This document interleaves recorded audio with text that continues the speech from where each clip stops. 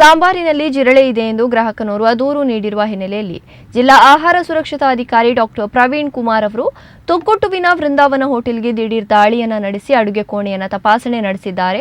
ಶುಚಿತ್ವ ಕಾಪಾಡದ ಮಾಲೀಕರಿಗೆ ನೋಟಿಸ್ ಅನ್ನು ನೀಡಿ ಎಡಿಸಿ ನ್ಯಾಯಾಲಯದಲ್ಲಿ ಪ್ರಕರಣ ದಾಖಲಿಸುವುದಾಗಿ ಹೇಳಿದ್ದಾರೆ.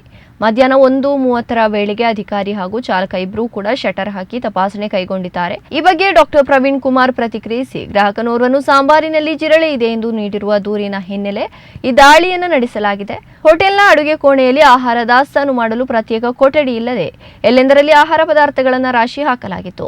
ಎಲ್ಲ ಆಹಾರ ಪದಾರ್ಥಗಳ ತೆರವುಗೊಳಿಸಿ ಅಡುಗೆ ಕೋಣೆಯನ್ನು ತೊಳೆಸಿ ಶುಚಿಗೊಳಿಸಲಾಗಿದೆ.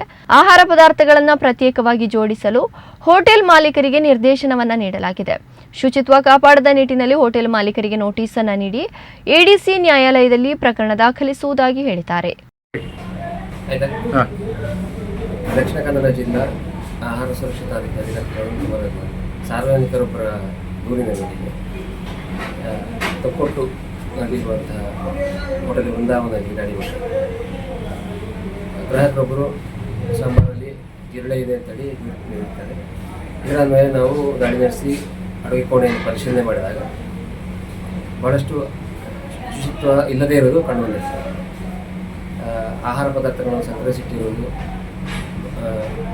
ಸರಿಯಾದ ಕ್ರಮದಲ್ಲಿ ಇಲ್ಲದೇ ಇರುವುದರಿಂದ ಜಿರಳೆಗಳ ಸಂಖ್ಯೆ ಅತಿ ಹೆಚ್ಚು ಇಲ್ಲಿ ಕಂಡುಬಂದಿದೆ. ಆದ್ದರಿಂದ ತಕ್ಷಣಕ್ಕೆ ಸ್ಟೋರೇಜ್ ರೂಮು ಆಹಾರ ಪದಾರ್ಥಗಳನ್ನು ಸಂಗ್ರಹಿಸಿರುವ ಕೋಣೆ ಇಲ್ಲದಿರುವುದರಿಂದ ಎಲ್ಲ ಆಹಾರ ಪದಾರ್ಥಗಳನ್ನು ತೆರವುಗೊಳಿಸಿ ಶುಚಿತ್ವವನ್ನು ಕಾಪಾಡಿಕೊಳ್ಳೋದಕ್ಕೆ ಕ್ರಮ ಕೈಗೊಂಡು ಅದರ ಬಳಿಕವೇ ಆಹಾರ ಪದಾರ್ಥಗಳನ್ನು ಸರಿಯಾದ ರೀತಿಯಲ್ಲಿ ಜೋಡಿಸಬೇಕು ಅಂತ ಹೇಳುವ ನಿರ್ದೇಶನ ನೀಡಲಾಗಿದೆ. ಅದರ ಪ್ರಕಾರ ಈಗ ತಾತ್ಕಾಲಿಕವಾಗಿ ಹೋಟೆಲ್ ಸ್ಥಗಿತಗೊಳಿಸಿ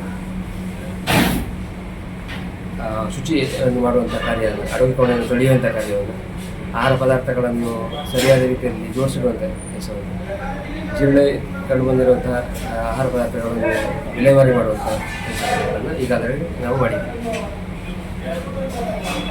ಹಾಗೆ ಇದರ ವಿರುದ್ಧ ನಾವು ಕಾಪಾಡಿಕೊಳ್ಳದೇ ಇರುವ ಕಾರಣದಿಂದ ನಾವು ದಂಡ ವಿಧಿಸಲಿಕ್ಕೆ ಎಡಿಸಿ ನ್ಯಾಯಾಲಯದಲ್ಲಿ ಪ್ರಕರಣವನ್ನು ಸಹ ದಾಖಲು ಮಾಡ್ತೀವಿ.